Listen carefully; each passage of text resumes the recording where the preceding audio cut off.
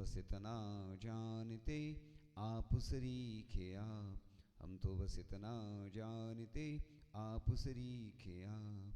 कुंडलपुर के बड़े बाबा की, मूलनायक श्री शांतिनाथ भगवान की, 24 तीर्थंकर भगवंतों की, परम पूज्याचार्य भगवान गुरुदेव शिक्षण विद्यासागर जी महामराज की, परम पूज्याचार्य श्री समय सागर जी महामराज की, परम पूज्य मुनि श्री विमल सागर जी, अनंत सागर जी, धर्म सागर जी आदि समस्त 3 कम 9 करोड़ मुनिराजों की,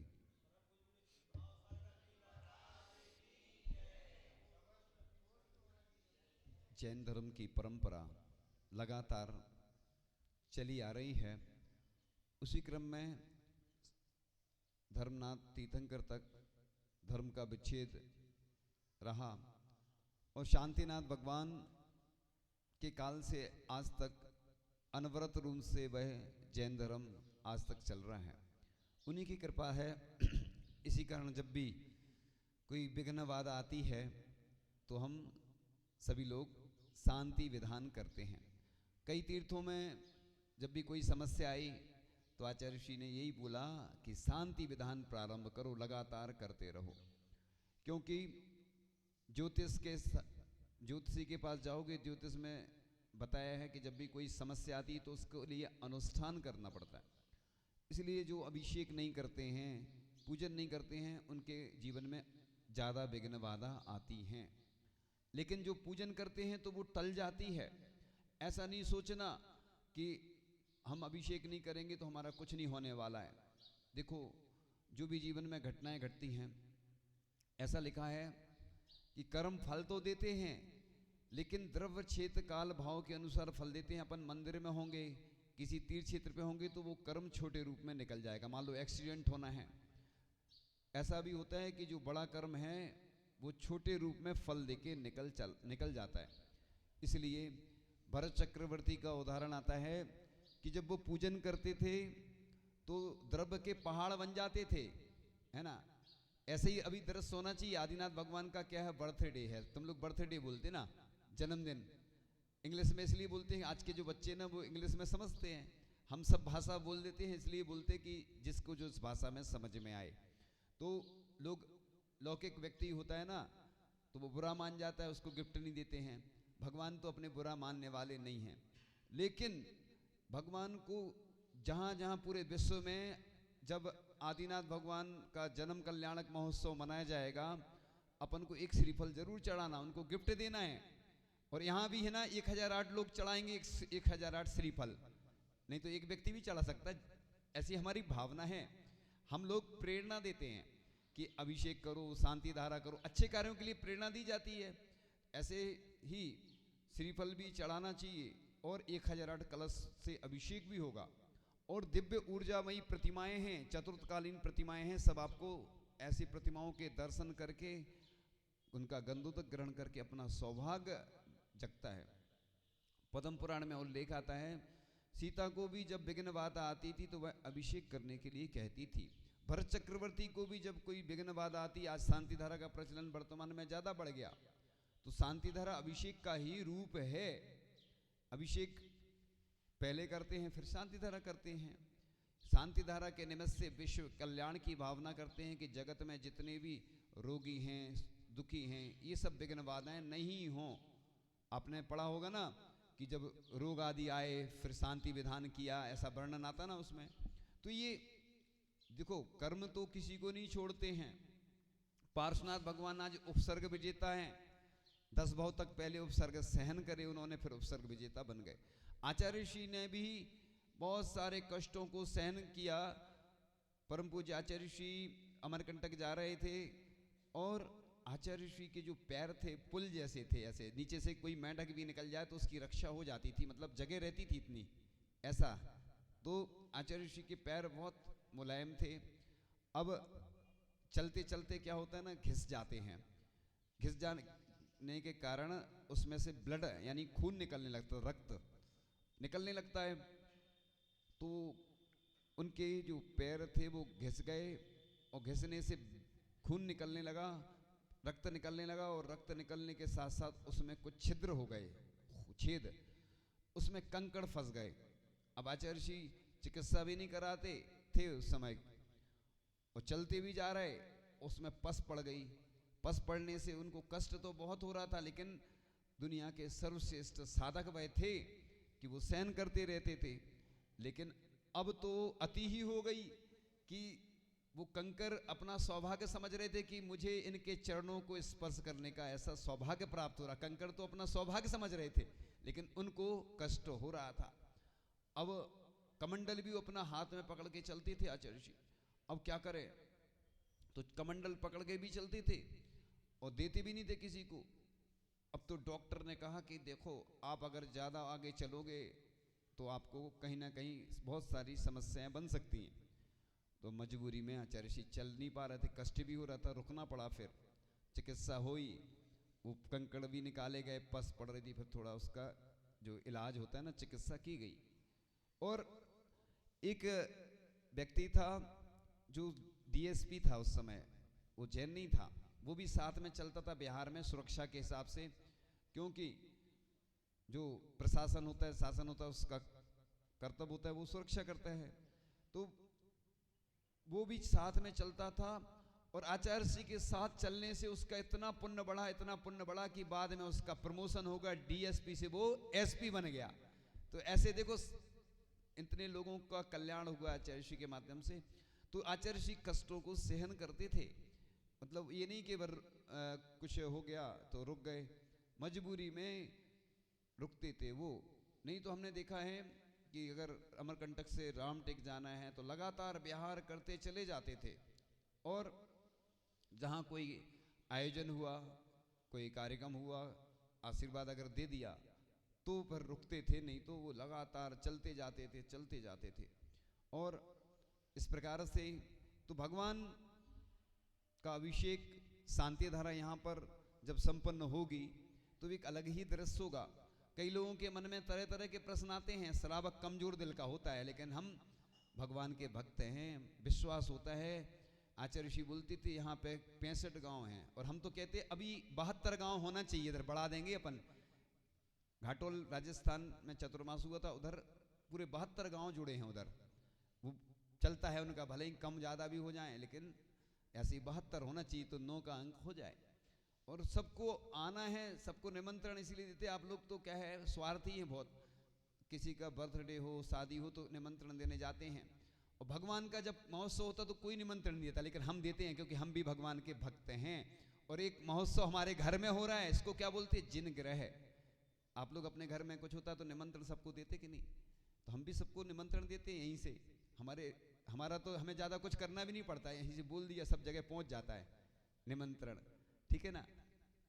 तो ये जो महामस्तकाभिषेक हुआ, कुछ प्रतिमाओं को छोड़ करके सभी प्रतिमाओं का पहली बार हो रहा है, आज तक नहीं हुआ बता रहे थे के इतिहास में। और चतुर्थकालीन प्रतिमाएं हैं, उनका गंधोदक अपने मस्तक पर लगाना, रोगियों को भी लगाना, और जहाँ जहाँ जो पहुँच सके सबको देना। क्योंकि जब भी कुछ अपन को विघ्न बाधा आती है, अपन शांति धारा कराते हैं, क्योंकि शांतिनाथ भगवान यहाँ के मूल नायक हैं। और शांतिनाथ भगवान तो मूल नायक है, उनके साथ साथ और भी प्रतिमाओं का, आदिनाथ भगवान का जो महोत्सव है बड़े अच्छे से मनाना चाहिए। लोग क्या करते हैं, महावीर जयंती तो अच्छे से मनाते हैं, आदिनाथ जयंती को हमने देखा है कुछ होता ही नहीं, क्योंकि महावीर भगवान का वो शुरू से चलता आ रहा है, वो भी वर्तमान शासन नायक हैं। लेकिन पंचकलनक जब होते हैं तो आदिनाथ भगवान को ही महत्व दिया जाता है, जो विधि नायक बनाए जाते हैं। जो प्रतिमा होती है जिस पे पूरे संस्कार होते हैं पूरे पंचकलनक के, वो विधि नायक कहलाते हैं। पहले शुरुआत जब होती है क्रियाओं की तो विधि नायक से होती है, वो आदिनाथ भगवान ही होते हैं। तो इस प्रकार से आदिनाथ भगवान का जन्म महोत्सव ऐसे मनाना चाहिए कि सब लोग देखें और अपन को भी आनंद आए। लोग उदासीन जैसे हो जाते हैं, अरे तुम्हारे पास कुछ नहीं है, देखो सबसे सस्ता चावल होता है इसलिए भगवान को प्रतिदिन चढ़ाते हैं, श्रीफल तो इसलिए चढ़ाते कि हमें मोक्ष फल की प्राप्ति हो। तो भगवान के प्रत्येक कल्याणक पे हमें श्रीफल तो चढ़ाना चाहिए। और जन्म महोत्सव अपने जन्मदिन पे ऐसा लिखा है, पश्चिमी सभ्यता के हिसाब से लोग क्या करते हैं, मोमबत्ती बुझाते हैं। और अपने जैन धर्म में क्या लिखा है कि दीपक जलाओ, आरती करो भगवान की, 1008 दीपकों से आरती करो, कुछ नया तो करो। अब कहीं लोग नहीं है तो 1008 दीपक से तो जितने लोग हैं उतने लोग करें, 1008 दीपक से आरती करो, 1008 श्रीफल चढ़ाओ। ऐसे कुछ नए करो। 1008 कलशों से अभिषेक तो होगा ही। और अपन मोमबत्ती बुझाते तो दीपक जलाओ और केक काटते हैं। केक वैसे बोलना नहीं चाहिए, केक माने पिता का कलेजा होता है, मधुरम बोलते अपन अपनी भाषा में, मधुरम। तो मधुरम को काटते हैं, केक को काटते हैं। काटना अपने यहाँ अच्छा नहीं माना गया, अपन तो उसको दूसरी व्यवस्था से करो, वो है ना, चम्मच से वैसा कर सकते, काटना अच्छा नहीं है। और उसको बांटो, मिठाई बांटो ना आप। वैसे तो जन्मदिन के समर्थन में हम नहीं रहते, लेकिन लोग मानेंगे नहीं, उनको मनाना है, चूंकि कहते हैं मिथ्यात्व के साथ जन्म होता है। इस बारे में हम उसका ना समर्थन कर रहे ना विरोध, हम क्या है बीच का रास्ता निकालते हैं। हम तो सिर्फ ये बता रहे हैं कि ये नहीं करना, बस करना है तो ऐसा करो। तो मिठाई बांटो, उतने शास्त्र दान करो, जितने वर्ष के हो गए उतने कलशों से अभिषेक करो, उतने दीपकों से आरती करो, उतने श्रीफल चढ़ाओ। अच्छी मांगलिक क्रियाएं करने में कोई बाधा नहीं है, क्योंकि अपन जब भी नव वर्ष मनाते, पहले लोग अपना कब से होता है नव वर्ष? दीपावली से नहीं, वो तो विक्रम संवत जो होता है वो भारतीय संस्कृति के हिसाब से होता है, वो हमें मालूम है कौन सा संवत कब से होता है। अपन दीपावली से ही मानते हैं, महावीर भगवान का निर्वाण होता है ना उसके बाद। तो हम लोगों का जो प्रतिकरण होता है अपने जैन संस्कृति के हिसाब से, वो दीपावली पे नव वर्ष। लेकिन नव वर्ष पे अपन पहले दिन जाते हैं, हम लोग भी अभिषेक करवाते हैं, जहां रहते हैं अच्छे से कराते हैं, क्योंकि मांगलिक क्रियाएं करने को मना नहीं किया गया। क्योंकि आप पाप की क्रियाएं करोगे, लोग जाते हैं शराब आदि का सेवन करते हैं, पार्टी देते हैं, ये संस्कार कुसंस्कार कहलाते, उनको चेंज करना है, अच्छे संस्कारों में परिवर्तित करना है। तो अपन मंगल क्रिया, इसलिए सुबह सुबह अपन मंगल कहते हैं ना, किस जाने किसका चेहरा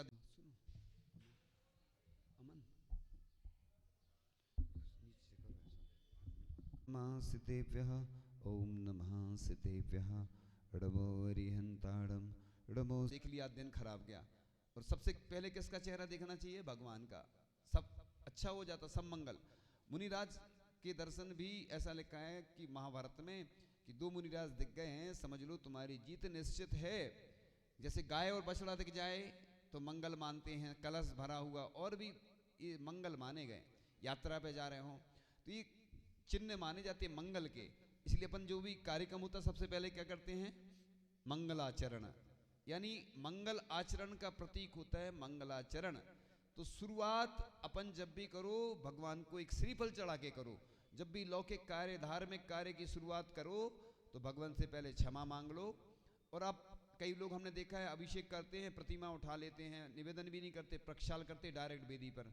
तो पहले निवेदन करना चाहिए, हे भगवान मैं आपकी वेदी पर ये अभिषेक करने के लिए, प्रक्षाल करने के लिए अनुमति चाहता हूँ, मेरे द्वारा जो भी गलतियाँ हुई हों, त्रुटियाँ हुई हों क्षमा करें भगवान। ऐसी प्रार्थना करने के बाद भगवान को उठाना चाहिए ये, क्योंकि दुनिया की सबसे ज़्यादा एनर्जी होती है मंदिरों में, वेदियों में, भगवान के पास। इसलिए अपन को क्षमा मांग के फिर जब बाद में भी क्षमा मांगना चाहिए। जैसे पूजन में बोलते ना जो बिन जाने वा जान के, ऐसी क्षमा मांग के ही प्रक्षाल करना चाहिए। लोग सीधे चढ़ जाते हैं वेदी पर, कई लोग तो हमने देखा दौड़ते दौड़ते आते अभिषेक कर लग जाते। ठीक है, प्रक्रिया पूरी नहीं कर पाई वो, चूंकि महोत्सव हो रहा है बड़ा या प्रतिदिन अभिषेक हो रहा है तो लोग शुरू कर देते हैं तो वो चल जाता है।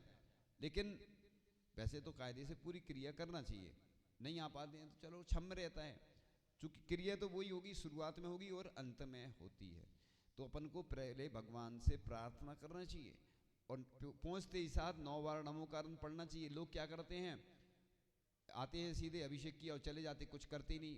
निश्चय बोल के आना चाहिए, भूल जाते जल्दी में, हड़बड़ाहट में। अब तो टाइम मैनेजमेंट रखो ना। एक जगह लिखा था कि जो 24 घंटे होते ना, आप 1 घंटे का काम 1.25 घंटे में करो, 45 मिनट में, तो कितने मिनट बचेंगे? 15 मिनट। 24 घंटे में अगर 15 मिनट बचाएंगे अपन तो कितना हो गया? 6 घंटे बचेंगे। तो अपना दिन कितने घंटे का हो गया? 24 घंटे की जगह कितना हो गया? 30 घंटे का। यही बच्चों के लिए बोलते पढ़ाई करना है तो बच्चे क्या करते हैं ना, खेल रहे हैं, कूद रहे, मस्ती में निकाल देते, फिर परीक्षा आती तो घबराते हैं। सबसे ज़्यादा हार्ड की भी अपना परीक्षा के समय होती है। हमने भी महसूस की है वो। पहले हमें भी जब हमें बिहार करना होता है ना 25-30 किलोमीटर, तो लगता है यार कैसे करेंगे, तो हम क्या करते, समय से निकल जाते हैं।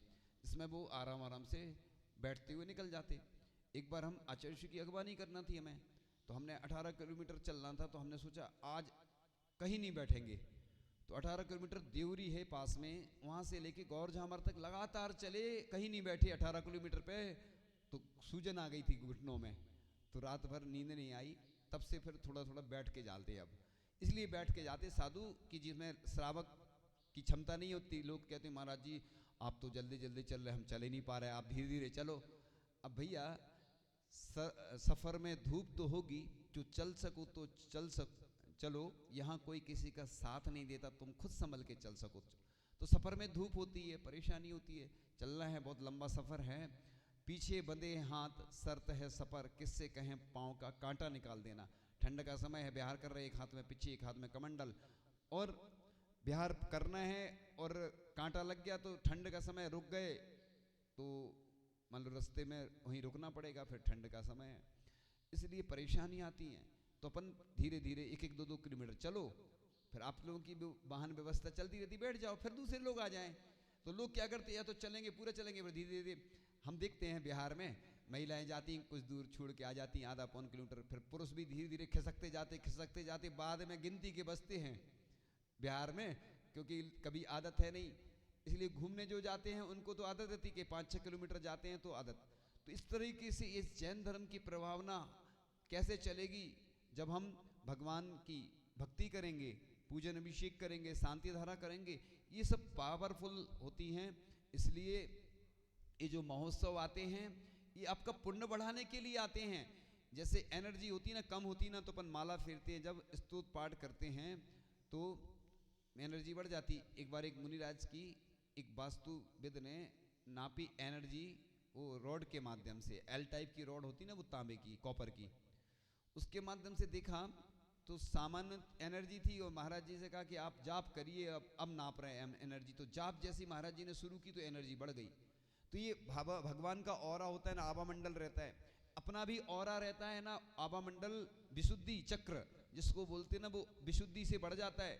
जब अपन भगवान की भक्ति करते हैं, जाप करते हैं, अभिषेक करते हैं, अनुष्ठान करते हैं, स्तोत्र पाठ करते हैं, तो अपने आप अपनी विशुद्धि बढ़ने से वो ऑरा पड़ जाता है, उससे अपन अपने जो रोग हैं वो ठीक हो जाते हैं। ये क्या है, हीलिंग है। भक्तांबर हीलिंग होती ना आजकल, णमोकार मंत्र हीलिंग होती है, क्योंकि लिखा है कि विश्व का सबसे बड़ा डॉक्टर है णमोकार मंत्र। इसलिए ये हीलिंग के माध्यम से इमोशनल केयर यानी भावनिक उपचार होता है। लोग कहते हैं कुछ नहीं होता है, ये सब ये जो होता है ना, जो स्तोत्र पाठ करते, पहले लोग 24 घंटे का भक्तांबर पाठ करते थे, अभी अब तो कम हो गया प्रचलन। तो ये रात्रि जागरण, ये कीर्तन, जैन धर्म में भी कीर्तन लिखा है, अपन करते नहीं है, ये जो भक्तियां पढ़ते हैं ना, भक्तांबर स्तोत्र आदि, या जो भी स्तुति पढ़ते हैं भगवान की, वो कीर्तन है। क्योंकि लिखा है शास्त्रों में कि भगवान का कीर्तन करने से समस्त भय नष्ट हो जाते हैं और यथेष्ट पदार्थों की प्राप्ति होती है, जिन्हें भगवान की कीर्तन करने से। ये भगवान का जो स्तुति होती है, त्रिकाल पूजा, त्रिकाल वंदना करे करावे भावना भावे, तो अपन सुबह की बेला में भी करते हैं पूजन अभिषेक आदि, दोपहर में आहार, जो अभी आहार चर्या होती है तो उसमें भी पूजन हो जाती है बीज की, और शाम को जो आरती करते हैं, स्तोत्र पाठ करते हैं, वो त्रिकाल पूजा यानी तीसरी पूजा कहलाती है। इसलिए ये सब पुण्य बढ़ाने वाली क्रियाएं हैं। आपको बहुत सारे ऐसे लोग मिल जाएंगे, आपसे राशि भी ले लेंगे, वो कुछ नहीं होने वाला, हमें मालूम है सब क्या है, हमें सब बता देते, वो हम किसी की बुराई नहीं करते, क्योंकि उनका बिजनेस है, वो जाने, जैसे आप दूसरे, आपका बिजनेस है, उनका है। एक बार डाकुओं ने करवाया कवि सम्मेलन, तो डाकुओं ने कवि सम्मेलन करवाया, तो आगे जाके पहले तो पेमेंट कर दिया उनको डाकुओं को, फिर आगे जाके लूट लिया। तो जो कवि थे, कवियों ने डाकुओं से कहा कि पहले तुमने पेमेंट कर दिया और अब जाके लूट लिया हमारे लिए, ऐसा क्यों किया तुमने? बोले देखो वो हमारा कर्तव्य था, हमने तुम्हें बुलाया इज्जत से, तो हमें इज्जत देना हमारा था कि हमने पेमेंट कर दिया, अब ये हमारा धंधा है तो धंधा है तो हम अपना धंधा तो छोड़ेंगे नहीं भैया, जब कभी हो चाहे कोई हो, हमने तुम्हें इज्जत से देखो विदा कर दिया, इज्जत से बुलाया था, इज्जत से रवाना कर दिया, अब हम अपना धंधा शुरू करते हैं। ऐसे ही आप लोग अपने धंधे में जो हैं वो अपने हिसाब से करते हैं, तो वो जो हैं, इसलिए अपन तो बस जब भी कुछ हो भगवान के पास आ जाना, क्योंकि भगवान के पास बहुत दुनिया की सबसे ज़्यादा एनर्जी रहती है। कर्म तो छोड़ेंगे नहीं आपको, भगवान को नहीं छोड़ा तो आपको रामचंद्र जी वन में भटकते रहे, है ना। और भी महापुरुष जितने हुए सबने कष्ट सहन करे, है ना। जितने भी महापुरुष जो बनते हैं ना, वो कैसे बनते हैं? कष्टों को सहन करते करते बनते हैं। इसलिए अपन को ऐसा नहीं सोचना कि हमारे साथ विघ्न बाधाएं आ रही, कोई हमारी मदद करेगा, कोई दूर करेगा, कोई नहीं करेगा। आप भूल जाओ, ये आपके जो कर्म है वो छोड़ने वाले नहीं। आप दुनिया में ऊपर भी चले जाओ अंतरिक्ष में तो कर्म नहीं छोड़ेंगे, कर्म फल दे के ही जाएंगे। अब ये बात जरूर है कि आपने अगर भक्ति की तो कर्म नष्ट होते चले जाएंगे और फिर वो जो आपका जो कर्म है वो छोटे रूप में निकल जाएगा। एक बार विदिशा की बात थी, कुछ बात कह के बस थोड़ी सी और बची। तो विदिशा में एक व्यक्ति आया, तो वैसे हमने स्थान बता दिया, कई बार हम स्थान नहीं बताते, नाम तो नहीं बताते क्योंकि किसी की व्यक्तिगत घटना को हम नहीं बताते हैं। तो वो विदिशा में आहार चल रहे थे और संयोग से हम उसके यहाँ जाना भी नहीं था हमें, लेकिन उसका पुण्य उसके पुण्य ने खींच लिया तो उधर पहुँच गए और आहार देने चल रहे थे। एक व्यक्ति बाहर खड़ा था तो किसी ने बोला कि आहार देने आ जाओ, तो लोग बोलने लगे नहीं वो पुण्यशाली हैं वो नहीं आएंगे। तो हम आहार में ये सोचते हैं कि ये व्यक्ति आएगा, इसको समझाएंगे। हमारी शुरू से हेल्पलाइन की भावना रहती है हर व्यक्ति के प्रति। एक गरीब हो, एक रोगी हो, कोई परेशान भी आता है ना तो हम पूरी उसकी मदद करते हैं हर तरह से, भले ही हमारी कोई मदद नहीं करे लेकिन हमें उसकी चिंता नहीं रहती। अपन तो परोपकार के कार्य में लगे रहते और पूरी मदद करने का प्रयास करते हैं। भले ही अपन को कोई समस्या आ रही हो, अनुकूलता नहीं भी बन रही हो, तो भी प्रयास तो पूरा करते हैं अपन। फिर बात अलग है उसका पुण्य नहीं है तो हम क्या कर सकते।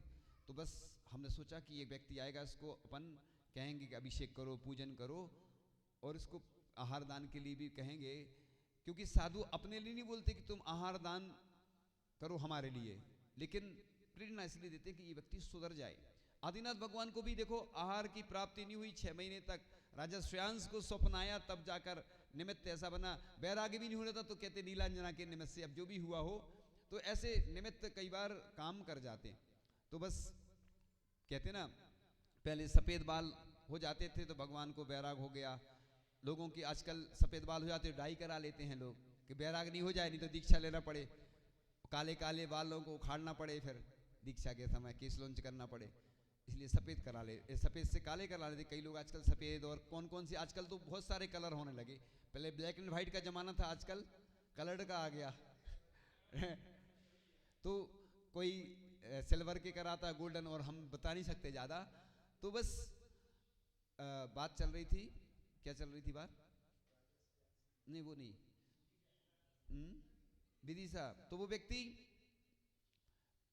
हमारे पास आया और हम कमरे में बैठे हुए थे और हमें देखा दूर से कोई व्यक्ति आ रहा है, थोड़ा सा धुंधला धुंधला दिखता ना, दूर से समझ में तो आ जाता है। पास में आ गया, उसको प्लास्टर बंधा था। हमने कहा क्या हो गया तुम्हें?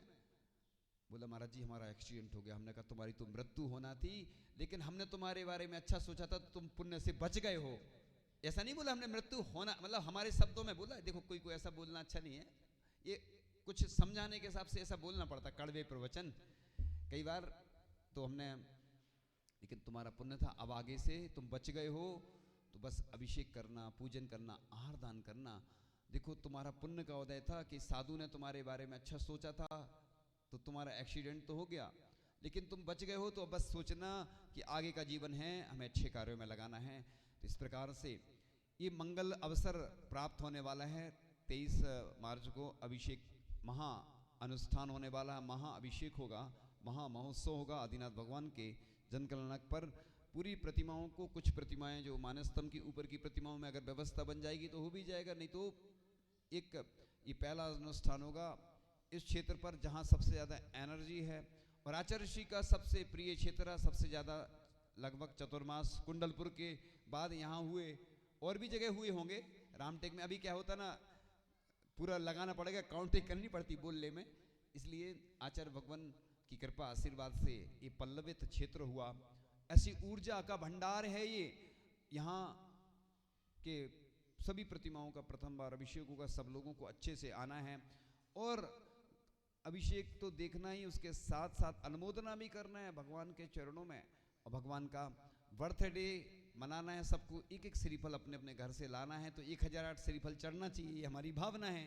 अब लोग कितने आएंगे क्या होगा ये तो हम पहले से नहीं बोल सकते, निमंत्रण तो हमने दे दिया है। अब आपको भगवान के चरणों में आदिनाथ भगवान की जो बड़ी प्रतिमा है उनके समक्ष आदिनाथ भगवान का जन्म महोत्सव अच्छे से मनाएंगे और श्रीफल चढ़ाएंगे, अभिषेक करेंगे और सब लोग अनुमोदना करेंगे। और जो पूरे विश्व में जो लोग भी जहाँ सुन रहे हैं, जहाँ शांति धारा होती है, तो जो रोगी व्यक्ति हैं उनके नाम निःशुल्क उच्चारण करना चाहिए। वो राशि देते हैं तो ठीक है, नहीं देते तो नगर के जो हैं कोई बाहर के नाम आते ना, बाकी जो शांति धारा करते वो करें, ये हमारी भावना है। इधर भी ऐसे ही होगा, जितने भी लोग रहेंगे कोशिश की जाएगी 1008 मंत्रों से भी अभिषेक करने की भावना हमारी है, लेकिन उस समय रहता अनुकूलता बनती तो करेंगे, नहीं तो जैसा चलता वैसा करेंगे। कुछ स्पेशल होगा, देवसास गुरु का अभिषेक भी होगा, भगवान का तो होगा ही, आचार्य जी के चरणों का भी उस दिन करवाएंगे, समय मिलता है अनुकूलता मिलती है। और श्रुत स्कंद का भी अभिषेक होगा, उसकी व्यवस्था हो जाएगी। इस प्रकार से आज इतना ही। आचार्य भगवान गुरुदेव शेखश्वर विद्यासागर जी महामराज की, परम पूज्य आचार्य श्री समय सागर जी महामराज की